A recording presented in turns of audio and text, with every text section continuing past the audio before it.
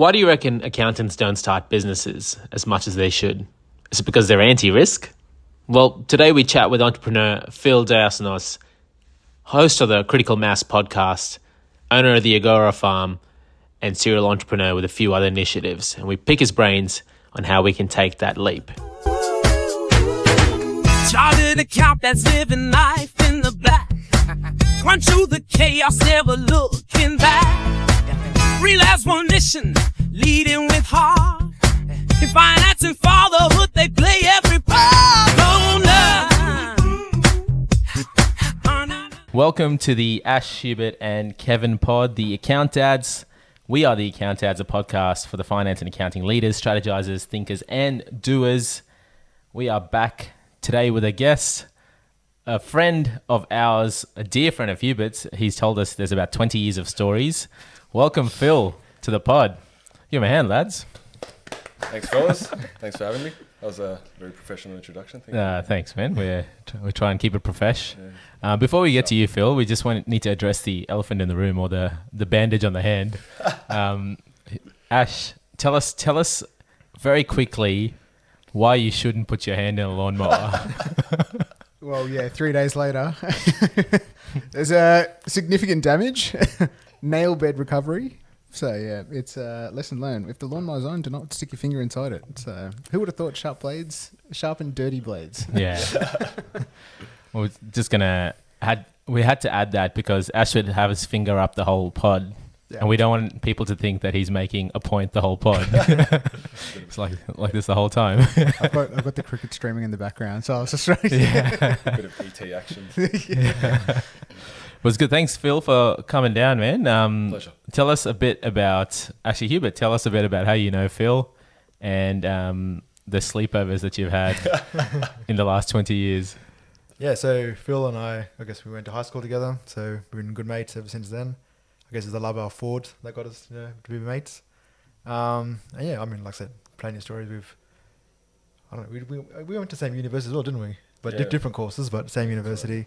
Right. But yeah, just been good mates for a long time, and we mainly ran through our cars. And so that's what drew you guys together at school, just your love of cars. Pretty much. Yeah, both had Fords and... That's right. So we both had the older Fords driving when we used to drive to school. So yeah, it was good fun. Yeah. Nice.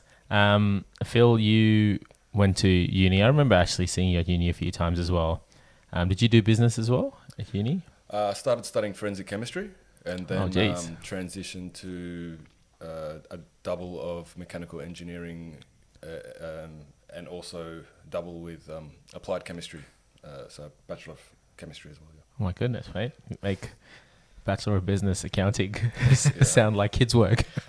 No, it was an interesting progression. But yeah. Nice. Before we get into the meaty, interesting stuff, Hubert, you've got a story of you and Phil. We just want to get to know Phil, but also your relationship with him. Tell us a good story, Hubert. What are those feelers? That was a good story. And it's like, yeah, we've been through so many adventures, I guess. Trying to think, what sort of story do you want? Mate, I'll just let me give you a prompter. One. Phil said you got terrible at Mario Kart. Oh, yes. Tell us about those battles. Yeah. Okay, so part of our high school routine was, when we used to go try to study together, it was all ended up being Mario Kart 64. So, there's a pretty big rivalry there between us having who was a better person at Mario Kart. Who was your character? You used to always be Yoshi, didn't you? Yoshi, yeah. And I was always Peach. So, but Peach was always the better driver. So I guess So, no. So Phil reckons he's a better Mario Kart driver, but he knows I always win. So I occasionally let Hubert win just for the self-esteem. But yeah, that was good fun. Look, we took that into adulthood as well. Like, and we still got the 64 out, play Mario Kart 64. So yeah, it's good. Do you still have it? Still got it. It's been a while since we played it now, but we did play it, well into adulthood as well. So definitely good. How do you connect it? Is there HDMI on the 64? No. So you need the... You have to get like the old red, and yellow. There's a converter, so you plug into that and it converts it to HDMI. Yeah. Nice. Which it's upscaler, they call them. Ah. Yeah. Actually, it failed the other night. Otherwise, I'm giving Hubert another lesson. So Phil, you've... No, I can't even remember what degree you said. You had like 3-4 different things in there. one of the things we talk about, like one of the things we're passionate about is people, firstly, picking things that they're interested in, doing things in education they're interested in, and hopefully turning it into a career. You obviously didn't end up as a forensic chemist or all the other stuff. Firstly, what made you pick what you picked? And then we'll get into a journey of where you ended up, where you've now kind of gone through. I always knew I wanted to help people. So I guess CSI and all that sort of scene was big at the time. Yeah. Forensic chemistry was actually very closely matched with my UAI, and I started talking to a few of the universities. There was some, like UWS was starting a new program which they were trying to poach like students for, and I ended up just going for UTS because it was a more established course in university. Actually, one of the reasons I changed was that there was a few issues with the course. I found this, I won't get too deep in it, but there was a lot of... because it was a smaller course, there was less funding, and ultimately university is a business. Yeah. So the course was not run well. I had a bit of a fallout with some of the staff members of the uni, and which kind of put me off a little bit. And also I could see that, you know, there's 100 people graduating, and then there'd be like one position opening up in the forensic field. Yeah. The rest would end up in testing labs, which is not where I could see me adding value to society and helping people, which is what I was ultimately motivated to do.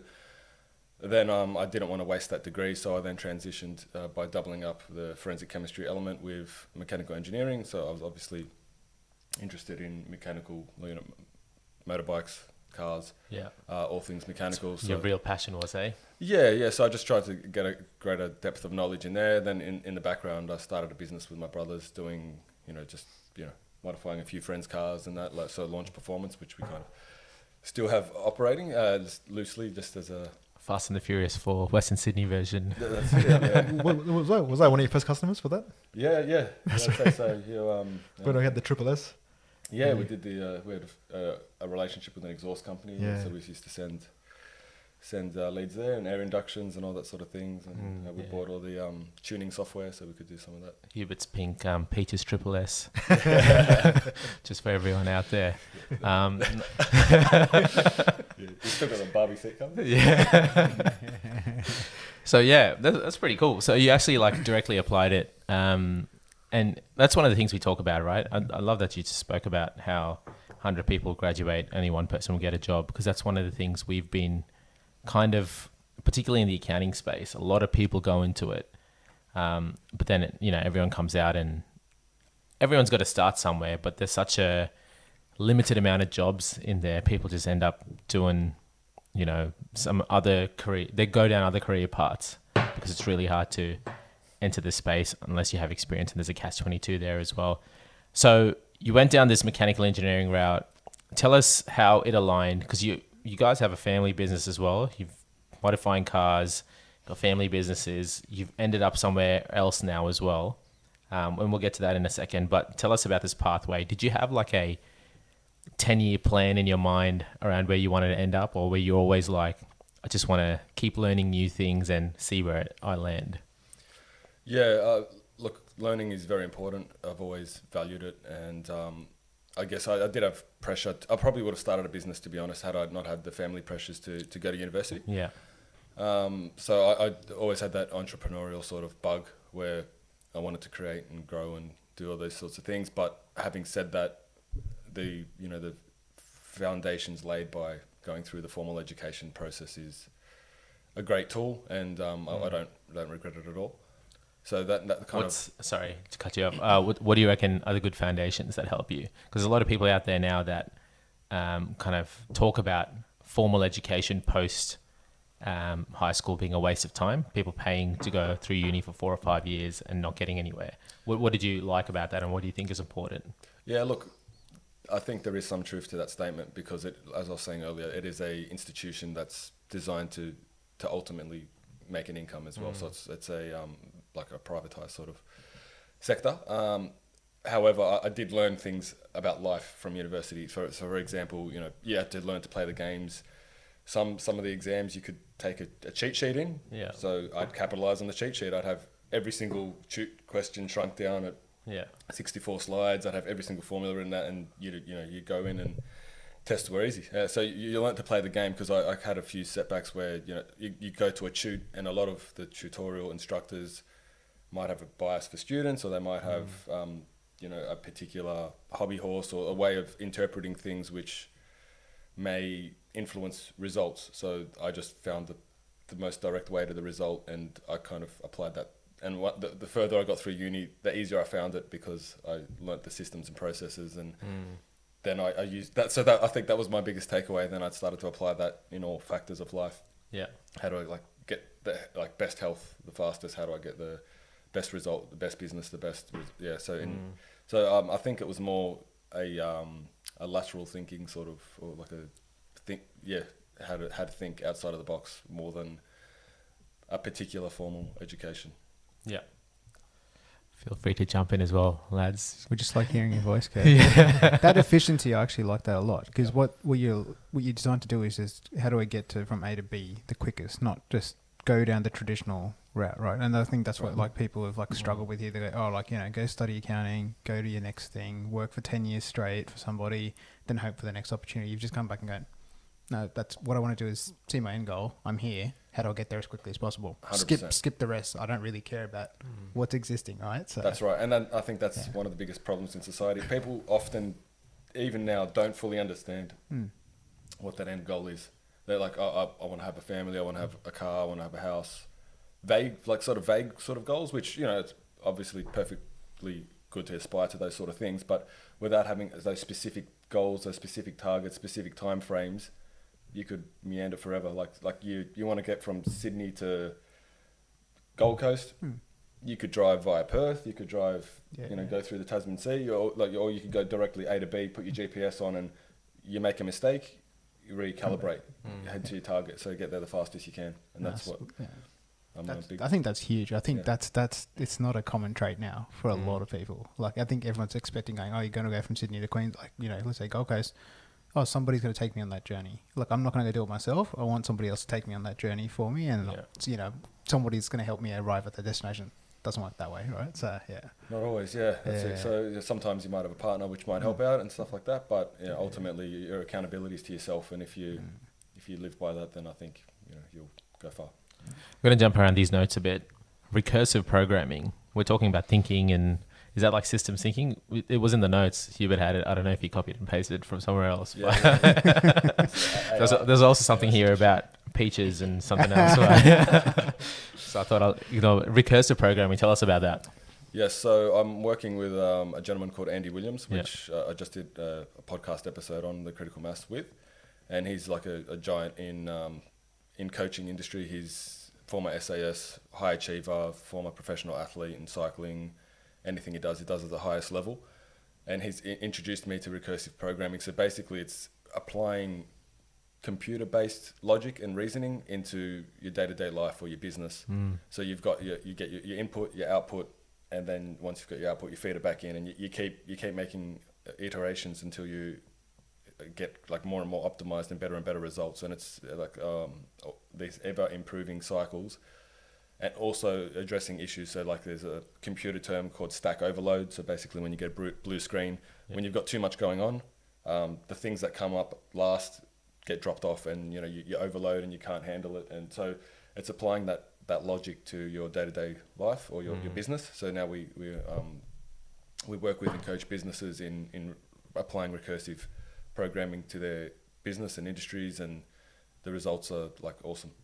Yeah. Well, what are you feeding into that? Like, you're feeding financials, you're feeding like diets. What are you? Well, it could be anything, but like it could be like sales processes. So you're going through your sales process and you're not getting a lead, or like you're not coming up with a sale. So then you feed back in. So you change like your lead structure or your strategies, and until you start getting the results. And also you can use other things like constraints as well. So I'm not hitting my sales targets, but I've got a manager who is, and he's very capable of it. So he's going to sit over my shoulder and watch what I'm doing, and we'll go through it again and say, okay, here's a mistake. We'll fix it until you start getting the results. Yeah. You can then lift those constraints, and then you can keep working and hitting those goals. So sometimes it's about accountability. Sometimes it's about changing processes. Sometimes it's about reusing processes and making them more efficient. Yeah. Sometimes it's getting rid of processes that are redundant or not suited to yourself. So you might put on a VA, you might put on an assistant, you might you might focus on, or that might be a strength that you've been like, overloaded in a certain area, but it might be that's the area you should be in. So then you can lose the rest and focus on to get. That's amazing. That's like, I mean, for me, I would have just like broad brush call that like continuous improvement, but that like as in to continually apply it, that's something else. But because usually when you make a quick formula change in Excel, happy days, and then just run for that for the next 10 years because you're like, why fix something that's broken, right? But if you don't have that terrible mindset, if you keep going, what's next, keep evaluating it, that's amazing, right? Because overall, things change so quickly within our landscape. Like even technology is changed so quickly in front of our landscape, right? Like, since we started this podcast, imagine if we just stayed back today, we were still doing writing on pen and paper, right? Or faxing each other the podcast notes, right? Yeah. So that's right. And often people or companies even get comfortable once they get to a certain point. Yeah. It's working, why change it if it's not broken? But someone else is constantly developing and getting ahead and further ahead, and you're falling behind. Yeah. A brand new state-of-the-art factory, then, great. But 10 years later, it's a 10-year-old factory with the same old processes, and the new state-of-the-art factory is blowing you out of the water. So how can you keep improving? And that's spot on. And how's that? So let's workshop this live. So say for a podcast or even for a company, is that a thing that's done through like, let's say for a company actually, we're talking about this factory example, is that done through like a weekly review, a quarterly review, or is this about changing kind of attitudes one person at a time within a company? Like I'm trying to understand practically, if you go in and you're trying to implement this thinking in a company, what does that look like practically in terms of how to get people on this journey? Well, we do like a workshop with them. Yeah. So then we sit down and actually, so we give them all the fundamental knowledge, the underpinnings of it all, and then we'll sit down and do live examples with them. So we go like, okay, what's your target? What's your constraints? What's your overloads?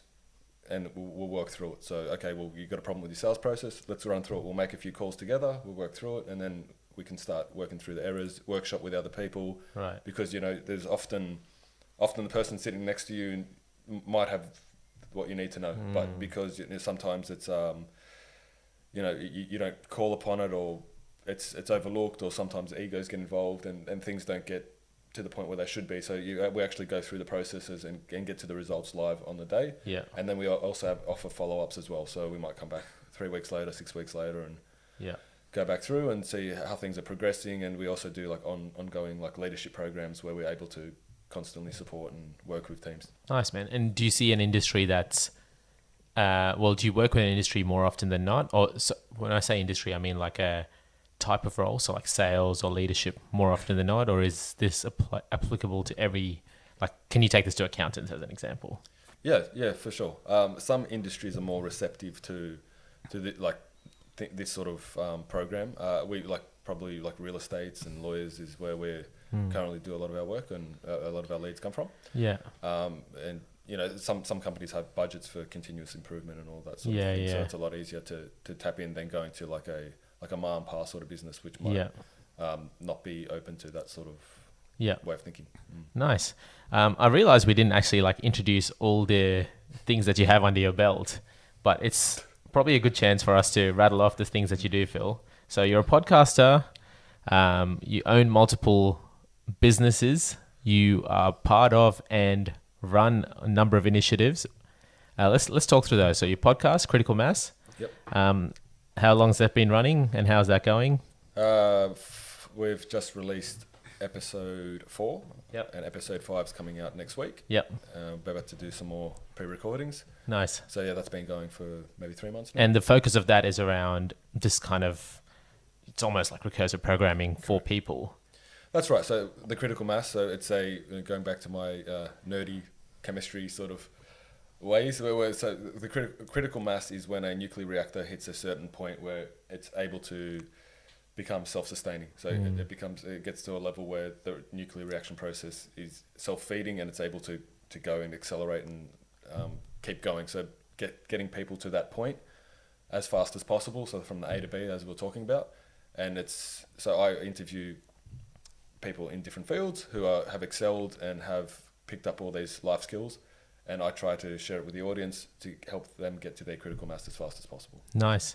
And you've run a couple of businesses. Tell us about your kind of your portfolio and what you do outside of the podcast. Yeah, so I've got the RLA, which I run with Andy. Yeah. Also, I've just joined the Kaizen Path, which is it's a non-for-profit predominantly, which we work with. It's free. We do it on Sundays. We work with the local community men who are able to come down, do some breath work, training, talk and interactions, and end with an ice bath. So that's to help. We're trying to target the suicide epidemic that that Australia's going through, and a lot of the world really. And so the numbers are alarming, and there's only about 2% of the government funding which is directed out of the space. Most of it goes towards female mental health and all those sort of areas, which is great, but we also need to address this issue. So it's a guy called Nick Stamatis, which he's started the program, and he asked me to come in as well, because I've got the PT background as well now as well. So I'll help train and run the sessions, and we're also looking at doing retreats on the farm too. Nice, man. And the farm, let's talk a bit about that. So that's something that I've been seeing more and more of Facebook, been reading about it a bit as well. How did that journey start, and what brought your love for that? Like, we can obviously see synergies with some of this recursive programming, self-improvement, continuous improvement, but also massive health.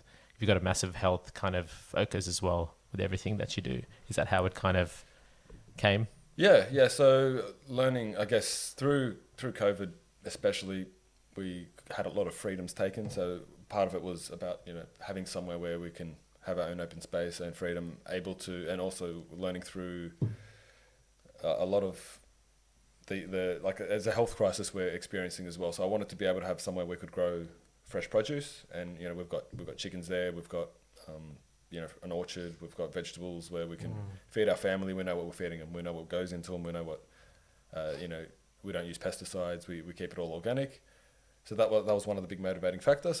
And also I also wanted to be able to develop that and learn the skills and be able to replicate that and help other people do that who wanted to go on the same journey.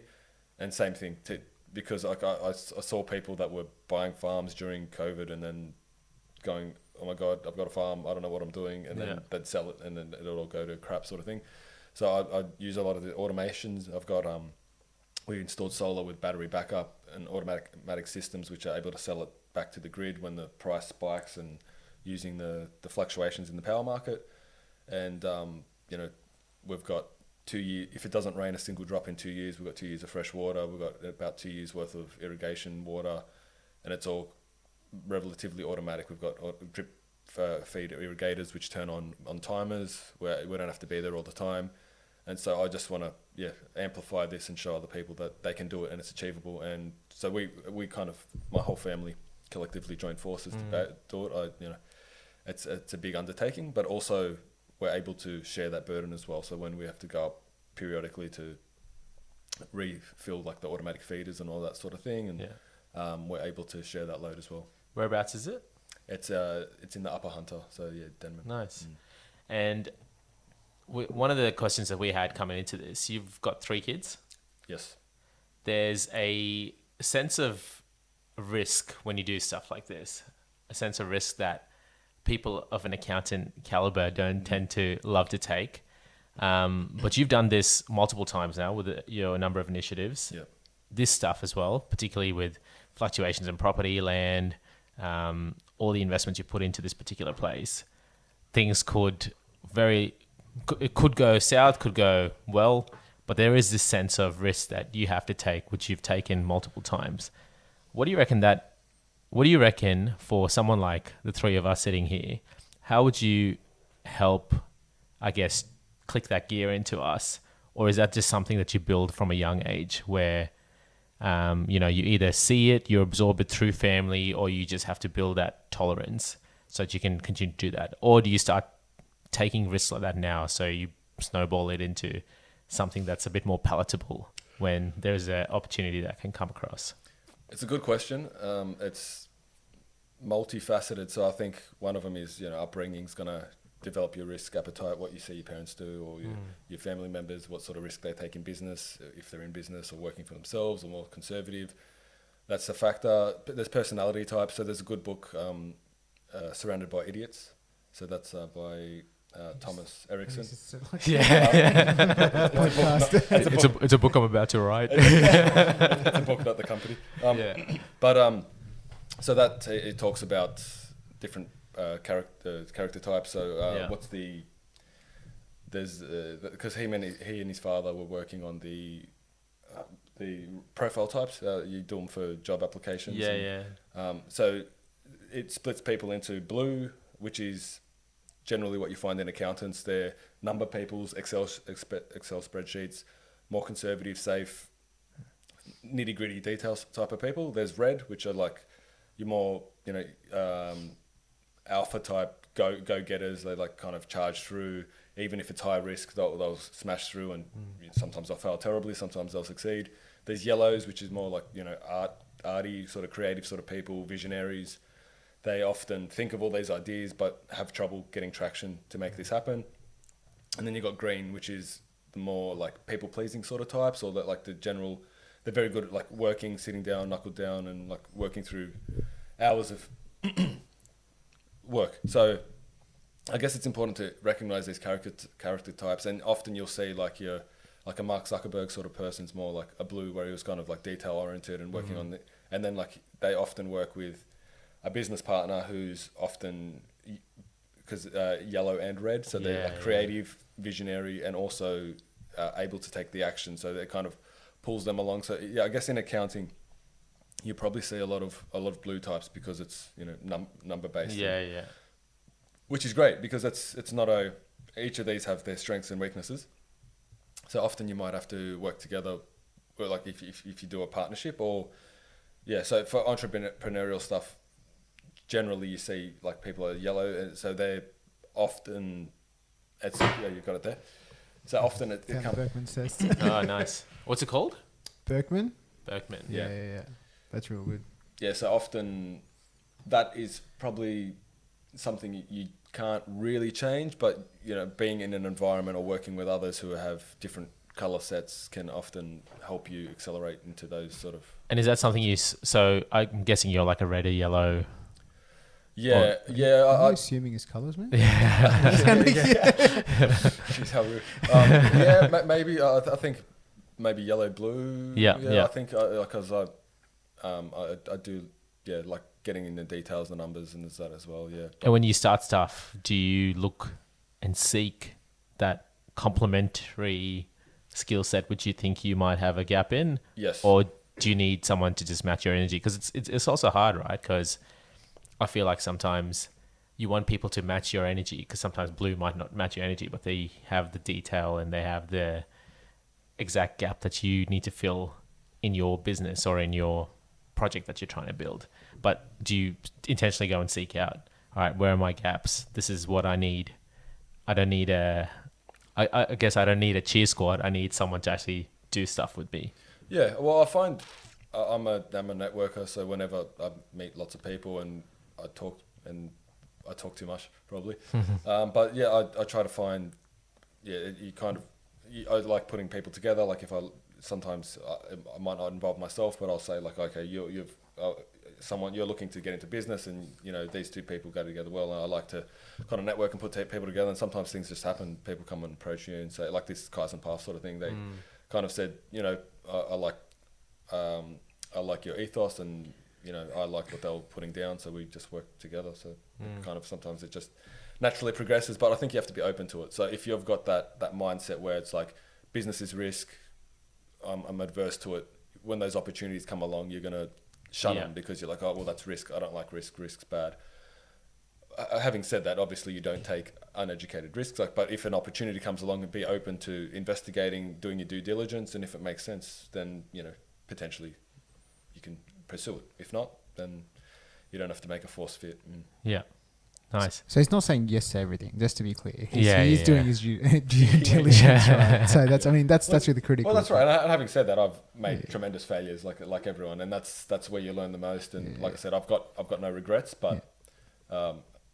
failure is the best way to learn. No, 100%. And I think, look, like it's important. Like even in the company directors course, they wanted to have diverse people in the boardrooms, right? Because you don't want to have, like you're saying, Kev, like a cheer squad, right? Because that's when you miss a whole heap of things, right? So when you got people of different, opinions or like lenses applying it to the same issue, at least you're trying to mitigate that component, right? Because you all come back and say, hey, there's one problem. Hey, have you considered X or have you considered Y? That's what's going to make you grow and grow, right? Whereas if you just go, hey, I've got 3 accountants here, like, oh yeah, P&L stack up, tick, happy days. Well, you don't want to fall into an echo chamber, which is basically what social media is, right? If you have a certain likes and it regurgitates that back to you, same as if you've got everyone looking through the same lenses, you're going to all come to the same result. But often, I've seen like methods where that one person, even if they agree, has to rebut the rest of them to try to say, okay, well, let's put some holes in this. Let's see, like, are we missing something? So Yeah. I want to workshop this live. We've got a couple of minutes left. Say myself, Hubert and Ash are going out and starting a finance, accounting, CFO advisory business.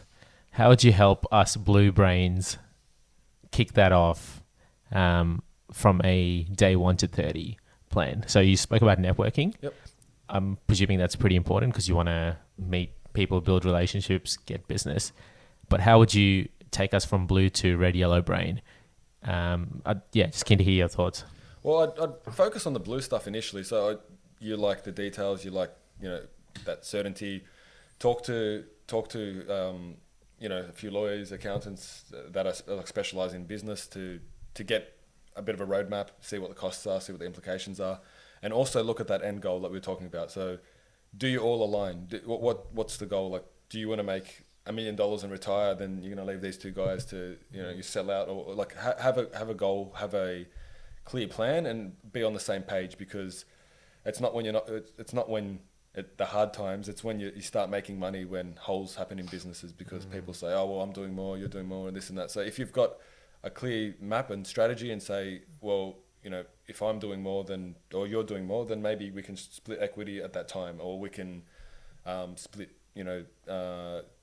the dividends, or however, to make it fair, and just be all on the same page, open and honest, and work out. So then I'd start that very early and say, well, okay, is it a 10-year plan? Is it a 20-year plan? Is it a 30-year? Is it a 5-year plan? Like, do you want to build it up and sell it?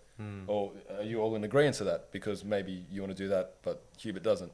So I think it's very important to get on the same page very initially, and then I think that's the big criteria first. If you can make it work, and there's all sorts of weird and wonderful arrangements. Maybe it's like you've got a younger family, you want to build it up longer, and these guys want to sell out and retire earlier age, then okay, that's fine. But as long as and you have a structure and you have a plan in place, you have a clear outline, and then you know where you all stand. Once you get that, then you can look at the business, because otherwise it's just, I think, unnecessary details you're going through. But so then once you're all on the same page, then you can start to plot it out and say, okay, well, who do we want to serve? Like, who's our customer?